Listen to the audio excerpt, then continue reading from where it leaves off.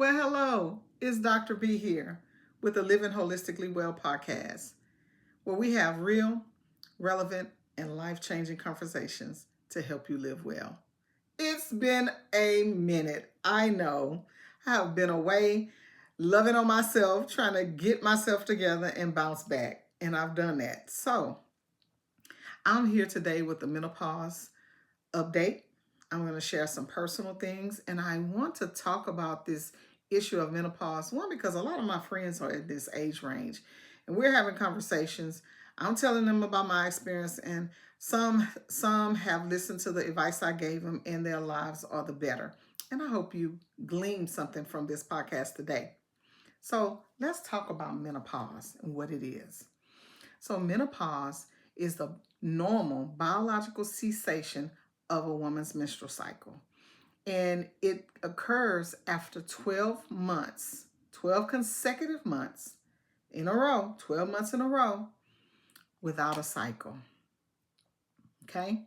So typically it occurs around the age of 45 and 55. And so I'm right there on that cusp. I'm 55 to this year.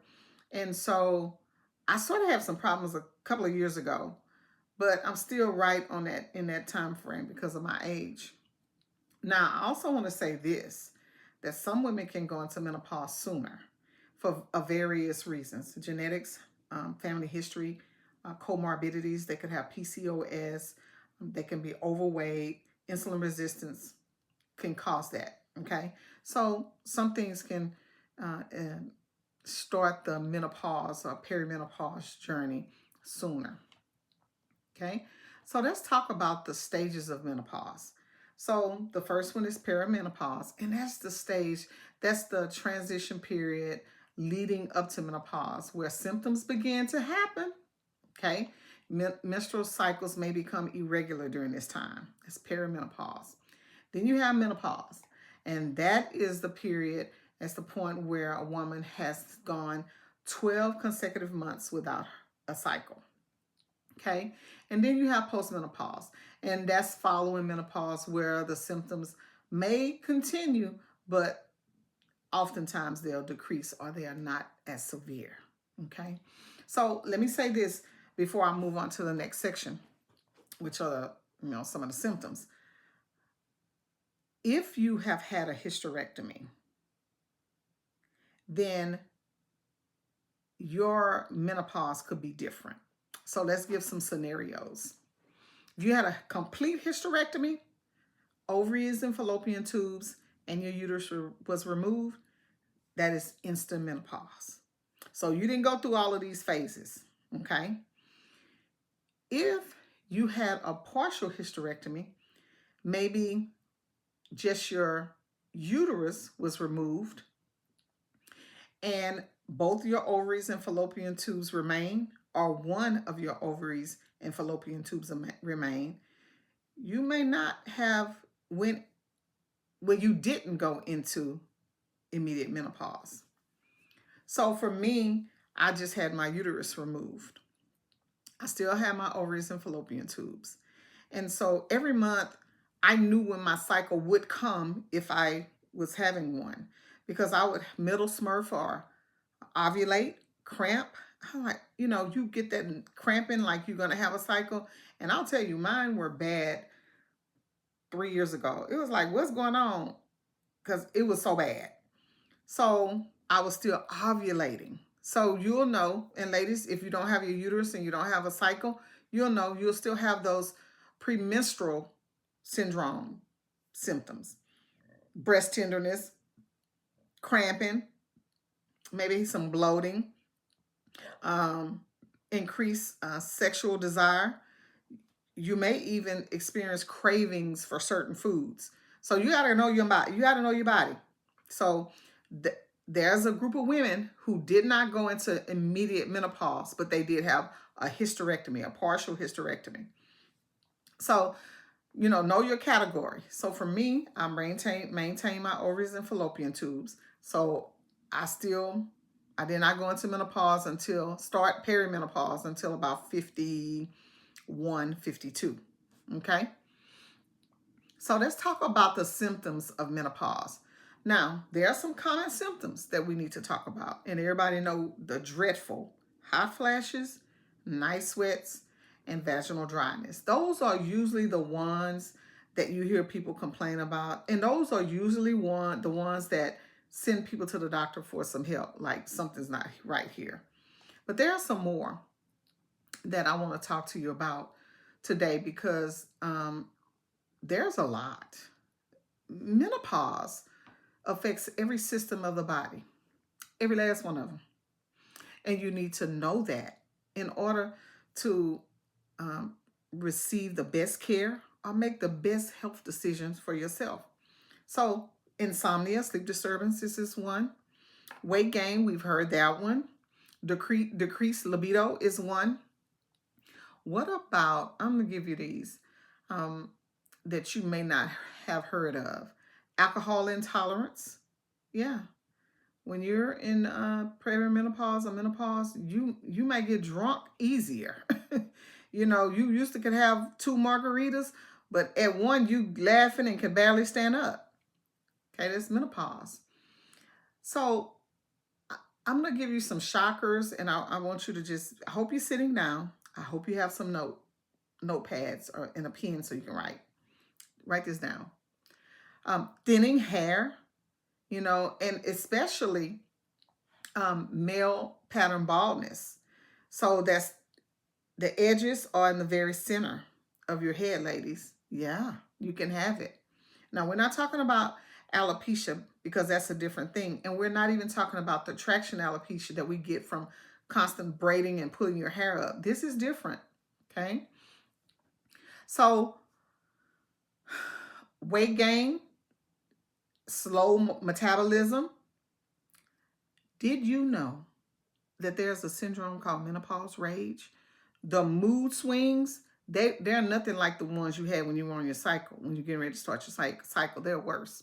Mood swings, depression, panic attacks, and of course, what I mentioned, that rage.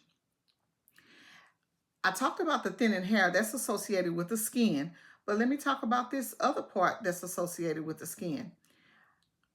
Dry skin, itchy skin, loss of skin elasticity. Okay? Yes, the skin. Okay, ladies. This one was a surprise to me, but I'm going to talk about it. I'm being very transparent. Vaginal and clitoral atrophy. Did you know that your vaginal tissues can shrink and so could your clitoris? Yeah, can disappear. Urinary incontinence, that's an issue. Then you have some things like frozen shoulder. All of a sudden you wake up and you have shoulder pain.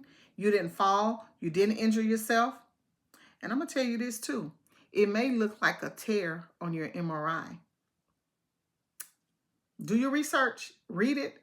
That frozen shoulder out of nowhere. Like, I didn't even hurt myself. Joint pain. Weaker bones is another thing that can happen with your musculoskeletal system. Fractures. You're more prone to break something if you stumble and fall. Yeah. I think that we have to do a deeper dive. Cardiovascular risk. So there are some symptoms associated with your heart. Didn't know. Increased cholesterol. Your cholesterol shoots up with no apparent change in diet, no weight gain. Yeah, you need to check that out. It could be a medication.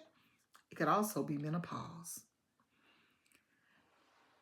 Increased cardiovascular death event due to menopause. I'm not talking about, now let's talk about this. Cardiovascular disease is the number one killer of men and women in the world. I'm not talking about that. I'm talking about menopause associated cardiovascular disease. Palpitations, which is one that I really experienced. I didn't know what was going on. Syncope or fainting. Your equilibrium can also be off during menopause. I remember laying in the bed and the bed was literally spinning. I'm like, what is wrong with me? Tinnitus, ringing in the ears, all due to menopause. So when I tell you that menopause can affect every area of your body, it can. And so we need to be educated. It is more than hot flashes, night sweats, and vaginal dryness. We already talked about decreased libido, but what about painful sex? Also can be a symptom of menopause. Okay? So we need to have these hard conversations. And I don't really think they're hard. We just need to be advocates for ourselves. We need to arm ourselves and we need to talk about this. So I want to talk about this impact on African American women. I wrote an article for the Color of Wellness magazine, Saving Our Sisters, and I brought up all of these issues. And here's why I brought them up. Because Black women are more everything. I'm going to move on. And when it comes to our health, our statistics don't look good. And so I want us to talk about it. So I'm going to read a quote for you.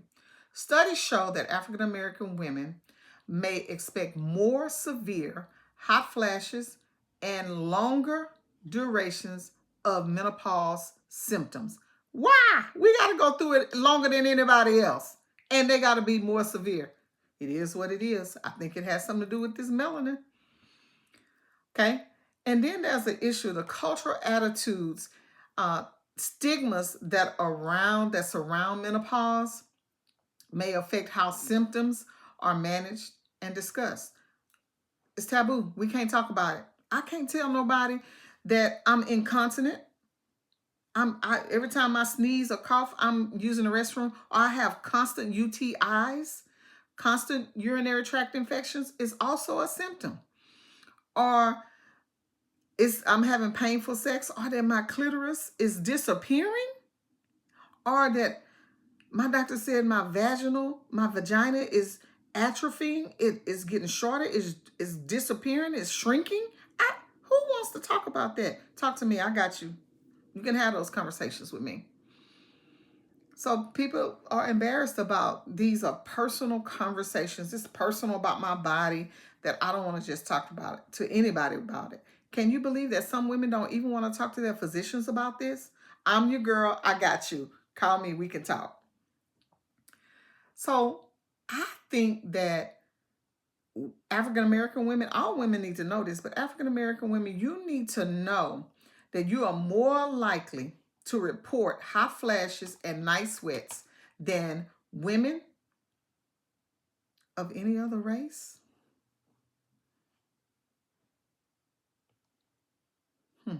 That's important for us to know, and we need to talk about that. Okay? So once you do your research, your deep dive, and have the conversations to kind of figure out, am I in menopause? Yes, you are. If you in that age range, you are. You got to have those conversations, okay? So during menopause, our bodies get depleted too with certain vital minerals and vitamins, and we need to replace those things. We need it, okay? So I just want to talk briefly about bone health, okay? Menopause increases the risk of osteoporosis, period. Just because you're in menopause, you have an increased risk of osteoporosis. And it's due to the decreased estrogen level, okay? So you can do some things. Ensure that you have adequate calcium and vitamin D intake. That's important. Get in the sun or take you a supplement, a D3. And most people are doing D3 with K2. Yeah, need to take a supplement. And then you need to consider weight bearing exercise. What is weight bearing exercise? I'm gonna just tell you this. What I'm doing, I'm trucking. I'm rucking. I wear a weighted vest when I exercise. Um, I'm on my treadmill. I'm on my stepper. Okay, I lift weights. I'm not trying to be looking like no weightlifter, a bodybuilder. I just want to be healthy and lean, have lean muscle mass. So you don't have to go get a gym membership. You can lift your jugs of water in the house. You don't have to do that. Okay, you don't have to spend no money. You can use what you have at home. But we need to be doing that and protecting our bones. Let's talk about a tip for the heart health. So postmenopausal women have a higher risk of cardiovascular disease. First of all, we already have a high risk because this is the number one disease in the world. Okay, cardiovascular disease. So now coupled with menopause, so your risk has really increased. So we want to maintain a heart healthy diet, maintain a good weight. You need to have regular exercise, and you need to monitor your blood pressure and your cholesterol levels. Okay, so for the blood pressure, take your blood pressure medicine. Don't be playing with it. You need to take your blood pressure medicine. And if you're not on medicine and you're kind of trending up, you need to ask your physician or your healthcare provider, what do I need to do to lower this? Naturally, you may just need a fluid pill. First line of defense is hydrochlorothiazide. It's a diuretic, pulling some of that fluid off. Okay, so cholesterol levels, diet. Pull back on some of the greasy foods, some of the processed foods. I always say if it's in a package, it's not no good. You can have it, but have it in moderation. So, during the week, I eat a whole food plant-based diet. Most of the time is raw too. Sometimes I might cook some greens, a cabbage or something like that, but most of the time it's going to be raw during the week. On the weekend, I'm going to eat a lean cut of fish, tuna, salmon. I may have some chicken, and I may have some seafood. Maybe some shrimp or crab meat. Crab, like lump crab, that kind of food. But cut back on the oils, the butters. Use good oils, and that's coconut oil, olive oil. Okay, cut back off of some of those fatty oils. I don't want to say no brand names because I don't want nobody coming for me, but y'all know what they are.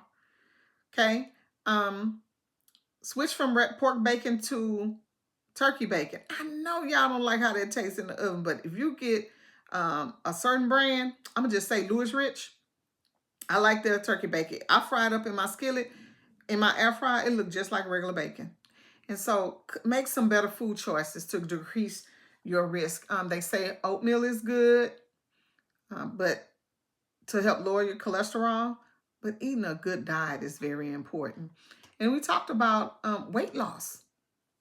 Got to lose weight. So everybody is on the shots, okay? Everybody on that. That's what you got to do what you got to do. But while you're doing that, make sure you're making some lifestyle changes.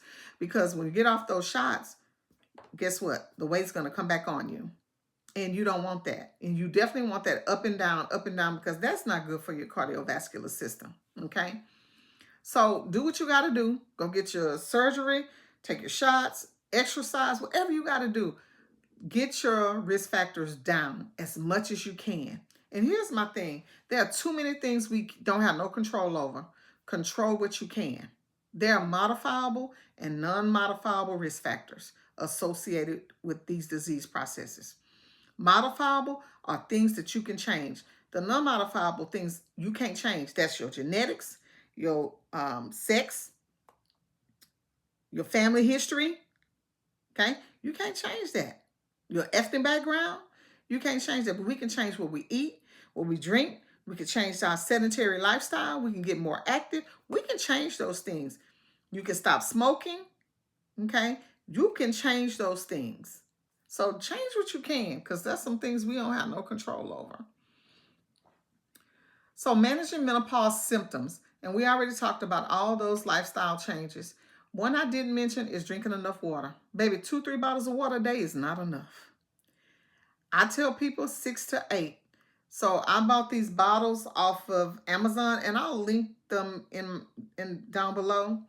And there too, they're 64 ounces. I fill them up every night before I go to bed. One, I take to my bed with me. I put it on my bedside table, and because I may drink during the night. I get up. If I get up to go to the restroom, I'm gonna drink me 3, 4, 5 sips, and I'm going back to sleep. And when I get up in the morning, I take me 10 sips in the morning. Take me 10 sips before I hit the bed. I hit the floor. I'm drinking all day long. I take one to work with me. Then I may have another drink, like an Olipop or something. I may have that also in conjunction, but that don't count. Only water is what I'm counting. Okay. So I'll drink one of those, and then when I get home, I know from the time I get home till about 7 or 8 o'clock, I gotta go and finish that other 64 ounces. So I'm doing a gallon or nearly a gallon every day. Get your water, stay hydrated. So we already talked about balanced diet. We already talked about regular physical activity. And ladies in menopause, you want to start doing weight bearing activities and weight lifting. Like I do rucking. That means I wear a weighted vest when I exercise. And I think don't go with me. Y'all can start smaller. I have a 20-pound weighted vest. And I wear it every time I exercise. When I go for a walk, I have my vest on. When I'm on a treadmill, on my bike, I have on my weighted vest. Even when I'm doing chores around the house, I have it. I have it on because it's weight. It helps. It helps. It's that weight lifting is good. Okay. Stress reduction is major, y'all. And meditation. I don't do like anything like yoga or anything. I don't do that. But guess what I do? I do meditate. I'll just sit and I'll meditate on God's word. That's what I do. I'll recite scriptures in my head. I don't say nothing. I also do this thing, and I do it every day, literally. I have a time of day where I turn off everything for at least 30 minutes to an hour. I turn off the TV, my phone. I don't even have music on. Sometimes when I'm meditating, I may have music on, but sometimes I want complete quietness and stillness. I can do that. I don't have nobody here in my house with me that won't listen. My daughter's here, and I'm like, be quiet. I'm finna meditate. She won't say, I won't hear nothing from her. I put the dogs in the kennel, and it's dark, it's quiet, no lights on, and it's so peaceful. I just gotta relax and rest my mind. I try not to think about anything. Sometimes it's hard, but I just try to empty everything out of my mind and just relax. That's important. Stress reduction. Whatever you do, go for a walk. Okay, pray, meditate, whatever you do, exercise, read a book, whatever you do, reduce your stress. That's so important. Okay. So let's talk about the treatments, because there's a lot of things that you can do. Okay. And I want to have this conversation because I know there's a lot of news out here about treating menopause, but you need to read the current data. Okay. And so treatments. You can do hormone replacement therapy. Okay. You can do antidepressants, some SSRIs, like Prozac. They treat certain symptoms. Okay. The moodiness, the hot flashes, they may help with gabapentin. And so sometimes it can help. Gabapentin is for nerve pain, but they have found that it can help. Sometimes it can help with the symptoms. Okay. Clonidine, that's one that they give for blood pressure. It may help also with the night sweats. Okay. So there are some things out here that you can do. So let's talk about hormone replacement therapy, the more traditional treatments. Okay. So you can have you have patches, you have creams, you have pills, you have an e-string that goes in like a tampon. Um, you have the vaginal cup.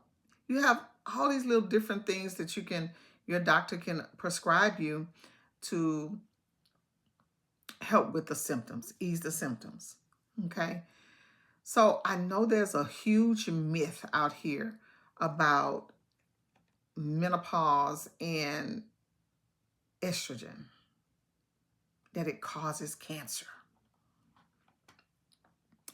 First of all, that study is outdated and is not factual. Do your research. Okay. Talk to your healthcare provider. Now, I'll tell you, most physicians, most OB-GYNs, they didn't get a lot of training in medical school. Okay. And they don't know how to treat it. So you have to be your own advocate here. Okay. And so let me recommend a book. Let me plug it right now while I'm here. The New Menopause by Dr. Mary Claire Haver. She's a physician outside of Galveston, in Galveston, outside of like Clear Lake area, going into Galveston. And that book is amazing. I read it and it changed my life. It educated me and informed me. So I do want you to use that. She has on her website a free menopause guide. I'm going to link it down here when I post this, okay? Because I want you to go get it. And it talks about everything pretty much I'm talking about. And it helps you take it to your doctor and your physician, because I'm not prescribing you that because you can get cancer. If a physician tell you that, put your panties on, put your bra back on, put your clothes on, and get out of there. Go find you a physician that can help you and advocate for you, okay? Now, if you have a history of breast cancer, there are some rules. You can still take it.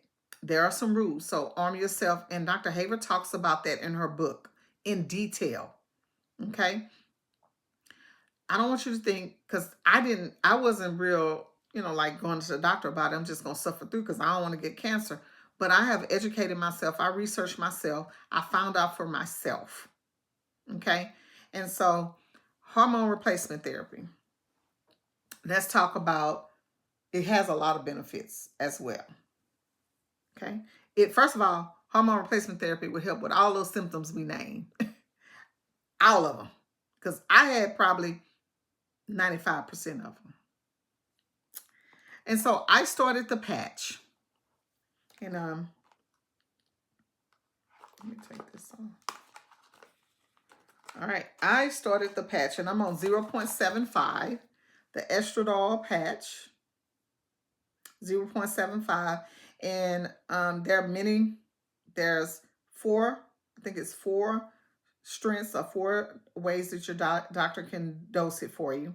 But I'm on the 0.75. She didn't want to start at the lowest and she didn't want to start at the highest. She wanted us to have room to either taper down based upon how I was feeling or taper up.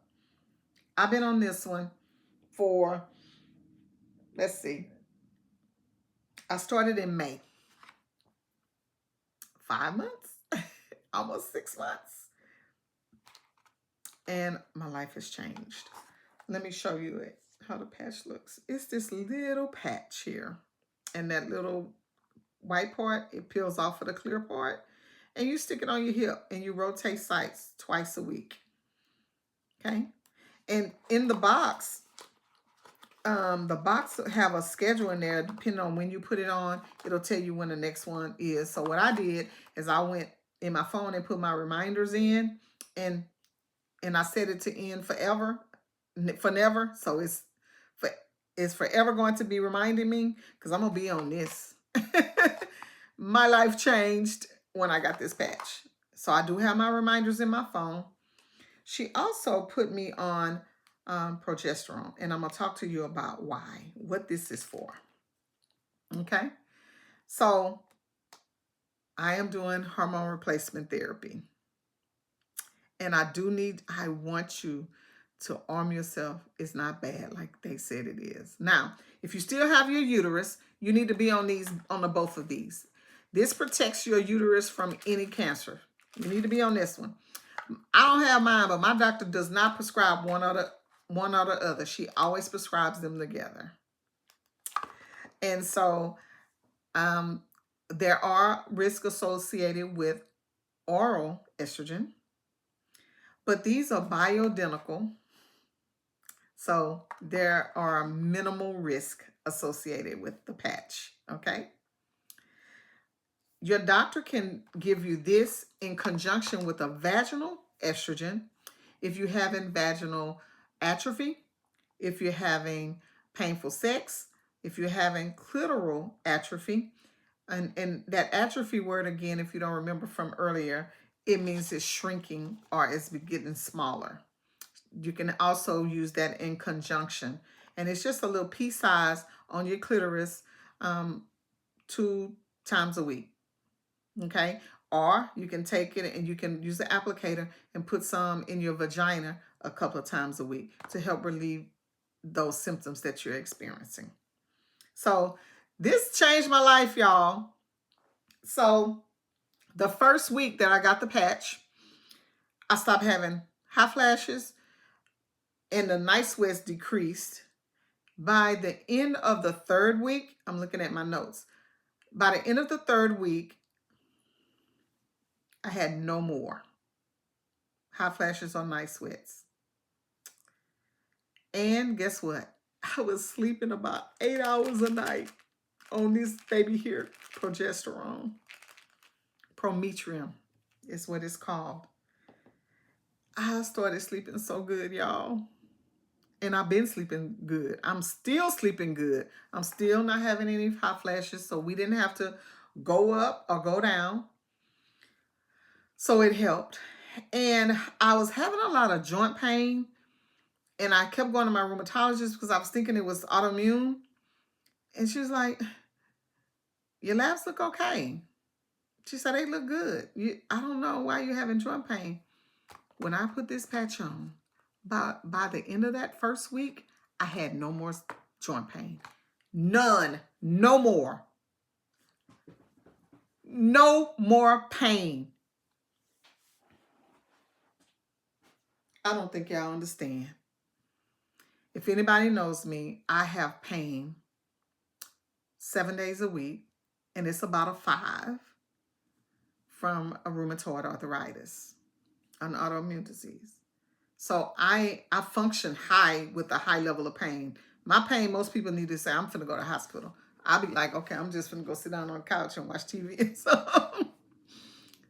So, because I've been having it and I just learned to cope. And I'm not on a narcotic because they won't prescribe it. It's so hard. I just suffer, okay?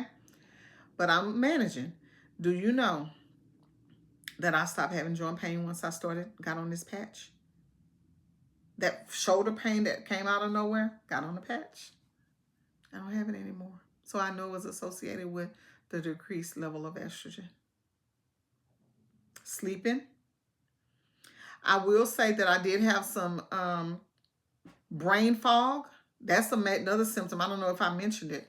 I just couldn't click, and I'm a clicker. I click fast. I think quick on my toes. I'm a nurse, a critical care nurse.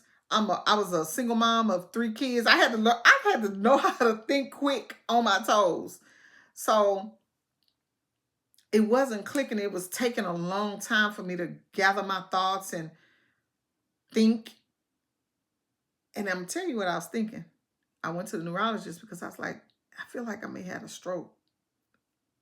Menopause. Got on. I've been writing this book, y'all, for almost 2 years. I'm so sick of Bridget. And I'm like, I can't think. And it wasn't like writer's block because I have it. It wasn't clicking to put it together. I finished that book. I'm ready to drop it. Just waiting on my cover. Once I got on this patch, the brain fog went away. I'm back sharp like I used to be. Y'all, menopause will zap you. Okay? Another thing that happened that I want to share with you. I told y'all that my cholesterol shot up. I was taking a medicine for the rheumatoid arthritis. And one of the side effects, rare, was increasing cholesterol. So we stopped taking that medicine. Okay.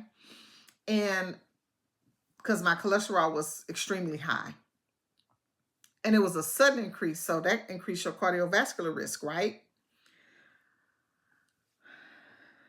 I've been on it, I said, it's been since the end of May. Do you know my cholesterol is normal now? So was it the drug that I was taking, or was it menopause? I believe it was menopause now. Okay? Menopause is serious, y'all. I think menopause needs to be a diagnosis, a disability diagnosis. I think it need to be time off from work, because all the stuff that's associated with it is really bad, y'all.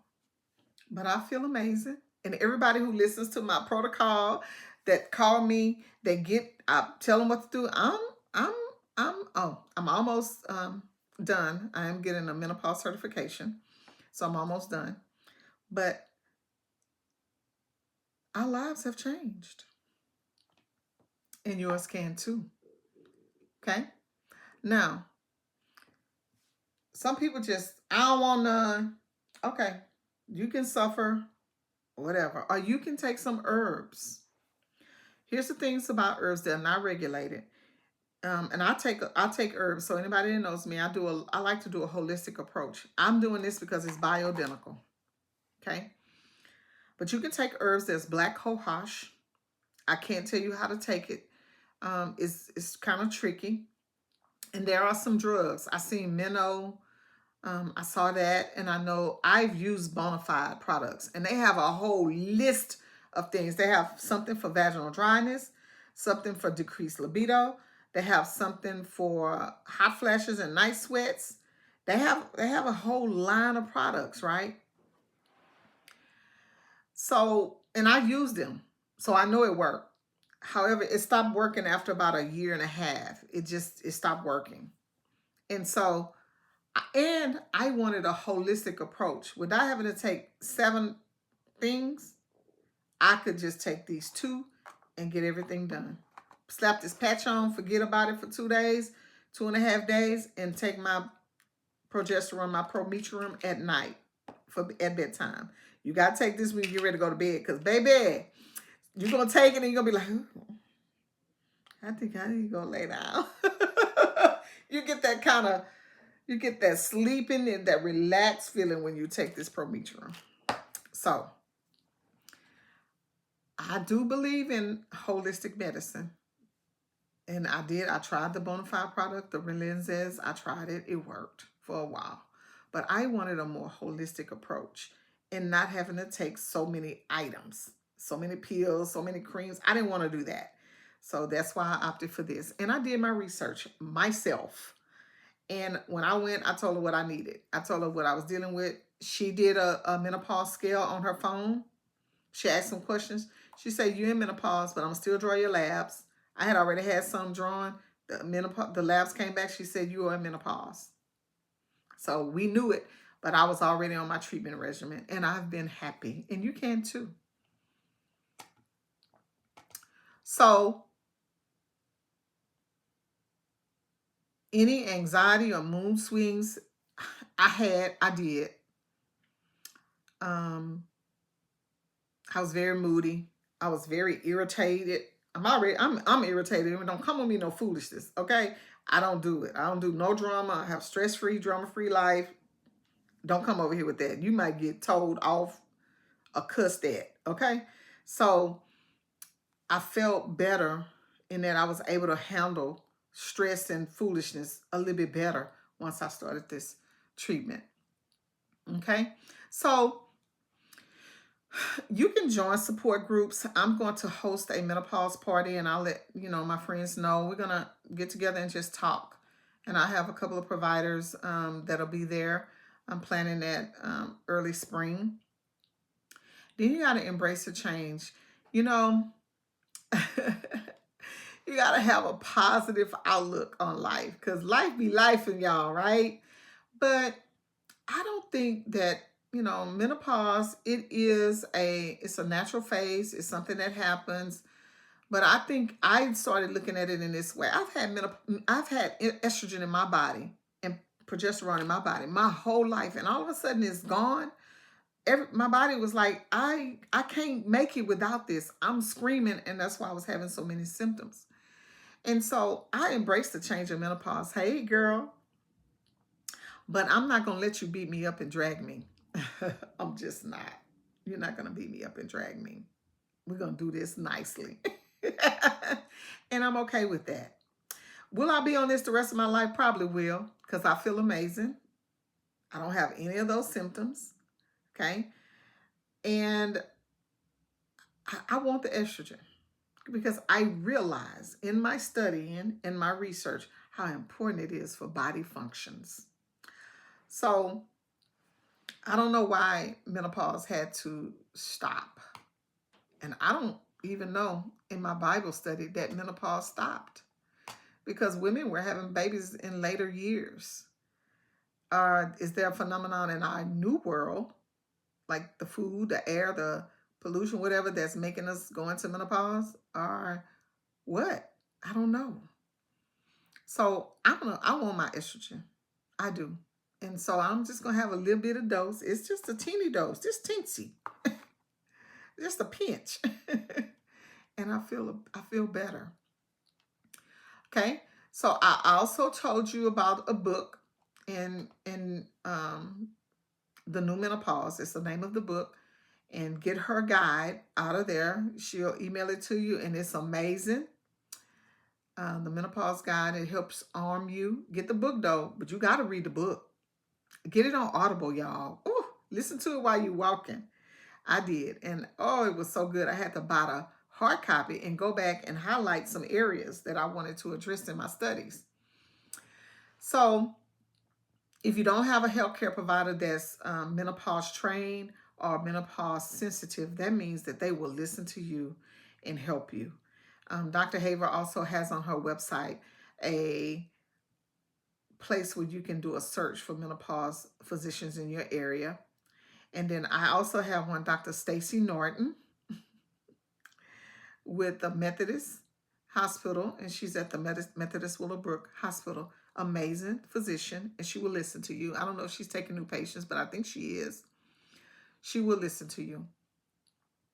Find you somebody that can help you, but empower yourself first. Okay, arm yourself first.